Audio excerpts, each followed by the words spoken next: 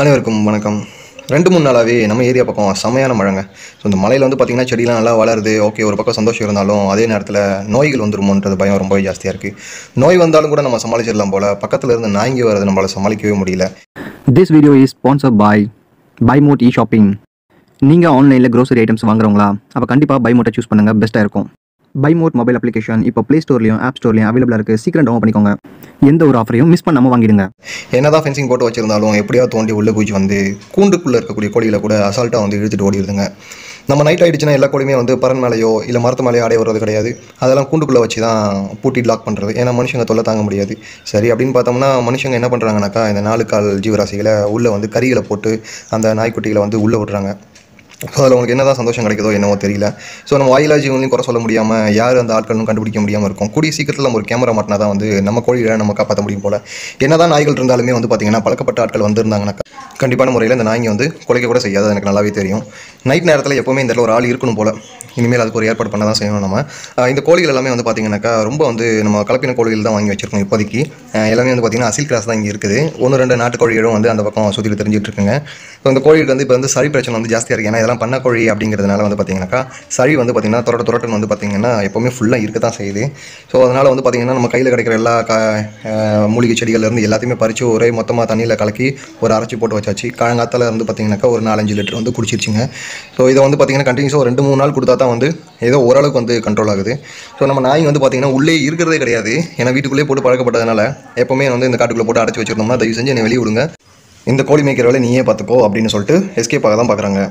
சரி, ஓகே, ஒரு வழியாக நோயை கட்டுப்படுத்த மருந்து கொடுத்தாச்சு. அடுத்து வந்து இந்த நாய்களை கட்டுப்படுத்த தான் நம்ம ஒரு மருந்து கொடுக்கணும். அதுக்கு என்ன செய்யணும்னு பார்த்தோம்னாக்கா, சைடில் இந்த கூண்டில் வந்து கொஞ்சம் வெல்டிங் ஒர்க் இருக்குது. சும்மா டெம்பரரியாக தான் போட்டு வச்ச கூண்டு, அதனால் இல்லை கேப் இருக்கிறதுனால எப்படியா வந்து பிடிச்சி இழுத்துட்டு ஓடி போயிருது.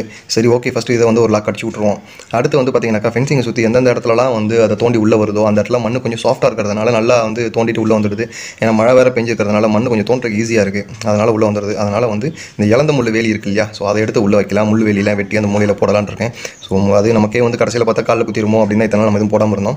சரி, ஓகே, இப்போ அதையும் ஒரு போடணும். நம்ம சுற்றி வந்து பார்த்திங்கன்னா ஃபென்சிங்கில் வந்து அந்த சேலை துணியை வந்து சுற்றி கட்டியிருந்தோம். அதனால் ஏதாவது யூஸ் இருக்கும்னு பார்த்தா ஒன்றுமே கிடையாது. 2 மாதத்தில் இத்து போயிடுது. அதனால் நாய்கள் வந்து உள்ளே வரதான் செய்யுது. ஸோ நம்ம நாய்கள் வந்து இங்கே உள்ளே படுத்து இருந்துச்சுனாக்கா, அதை எல்லா இடத்துலையும் சுற்றி யூரின் பாஸ் பண்ணி இருந்துச்சு அப்படின்னாக்கா வேறு நாய்கள் வந்து பெருசாக வந்து வரதை வந்து நம்ம தவிர்க்கலாம். அதுக்கு முதல்ல நம்ம நாய்க்குட்டிங்க இங்கே வந்து உள்ளே இருக்கணும். அது இருக்கிறதுக்கு என்ன வழின்னு எனக்கு தெரியல. ஸோ தெரிஞ்சிருந்தால் மறக்காம கமெண்ட் சொல்லிட்டு போங்க. நான் வந்து இப்போதைக்கு வந்து அதுக்கு சாப்பாடுலேருந்து எல்லாத்தையுமே வந்து நாய்க்குட்டிகளுக்கு இங்கே தான் வந்து வைக்கிறேன். அதனால் வந்து இங்கே இருக்குது. அது மட்டும் இல்லாமல் இந்த ஒரு வேப்பமரம் இருக்கிறதுனால அது கீழே வந்து கொஞ்சம் வந்து ஒரு 2 பக்கெட் தண்ணி வந்து நான் கீழே ஊற்றி விட்டோன்னே அது பாட்டுக்கு வந்து கொஞ்சம் குளிர்ச்சியாக இருக்கிறதுனால இங்கே வந்து உட்காந்துருச்சு. ஸோ இன்னொரு நாய் ஃபேன்லேயே இருக்கணும், வீட்டுக்குள்ளே ஆளுங்களோட இருக்கணும், டிவி சவுண்ட் எப்போவுமே கேட்டுகிட்டே இருக்கணும். தனியாக சைலண்டாக இருந்துச்சுன்னா அந்த இடத்துல வந்து நாய்க்குட்டி வந்து நம்ம மதியாக வந்து இருக்காது. அதனால் வெளியே ஓட்டுறது தான் பார்க்குது.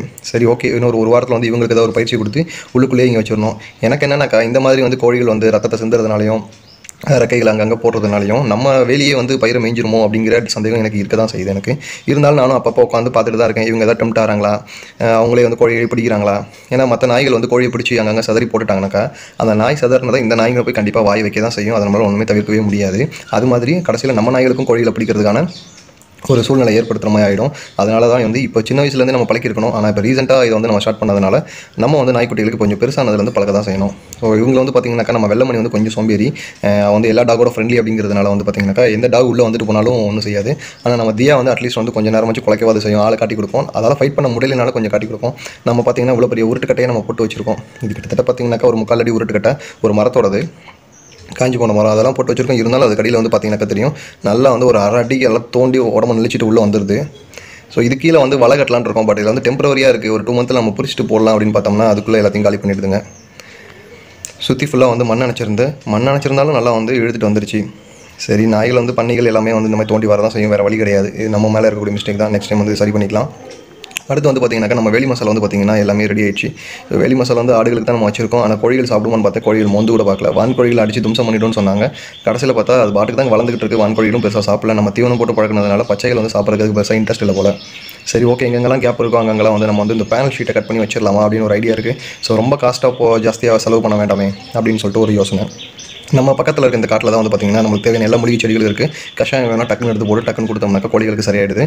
அதே மாதிரி வந்து பார்த்திங்கனாக்கா மழை நேரம் 1-2 கோழிகளுக்கு சளி இருக்குது அப்படின்னா நீங்கள் கண்டிப்பான முறையில் வந்து நாட்டு மருந்து வந்து ட்ரை பண்ணுங்கள். ஏன்னு பார்த்தீங்கன்னாக்கா நம்ம நாட்டு மருந்து ட்ரை பண்ணல அப்படின்னாக்கா எடுத்தோன்னு இங்கிலீஷ் மருந்து கொடுத்தீங்கன்னா அப்படின்னு சொன்னால் உங்களுக்கு கண்டிப்பான முறையில் வந்து அடுத்து இன்னொரு வாட்டி காய்ச்சலோ இல்லை வந்து அதுக்கு வந்து பார்த்தீங்கன்னா சளியோ வந்துருந்துச்சுனாக்கா அதை வந்து காப்பாற்றவே முடியாது. ஏன்னா நம்ம இங்கிலீஷ் மருந்து ஒரு வாட்டி பழக்கப்பட்டுச்சுன்னா அடுத்த வாட்டி வந்து அதோட ஹெவி டோஸ் நம்ம போகணும். ஸோ உங்களுக்கு வந்து எப்போவுமே வந்து பெஸ்ட்டுன்னு பார்த்தீங்கன்னாக்கா இந்த மாதிரி தண்ணியில் கலக்க வச்சு உங்கள் கஷாயம் அந்த மாதிரி கொடுத்தீங்கன்னா நல்லாயிருக்கும். நீங்கள் நான் வந்து பார்த்தீங்கன்னா தண்ணி வந்து பார்த்தீங்கன்னா ஒரு 10 மணி வரைக்கும் நான் வைக்கவே இல்லை. அதுக்கப்புறம் நம்ம பாட்டில் வச்சோன்னே வேறு வழி கிடையாது, அது குடிச்சு தான் ஆகணும். இன்னொன்று வந்து பார்த்தீங்கன்னா நம்ம வந்து டெய்லியுமே கூட நம்ம இதை கொடுத்தாலும் வந்து பெருசாக எனக்கு அது ஏதோ ஒரு வீக்கான மாதிரி எனக்கு தோணலை. கொஞ்சம் மைல்டான டோஸில் வந்து நம்ம அந்த கஷாயத்தை பண்ணி கொடுத்துட்டா உங்களுக்கு கையில் என்ன செடி கிடைக்குதோ எடுத்து நீங்கள் சளிக்கு நீங்கள் போட்டிங்கனாக்கும் யூடியூப்லேயும் நிறைய வீடியோஸ் இருக்குது, நீங்கள் பார்த்து போட்டிங்கனாக்கா உங்களுக்கு வந்து ரிசல்ட் கண்டிப்பாக தெரியுது.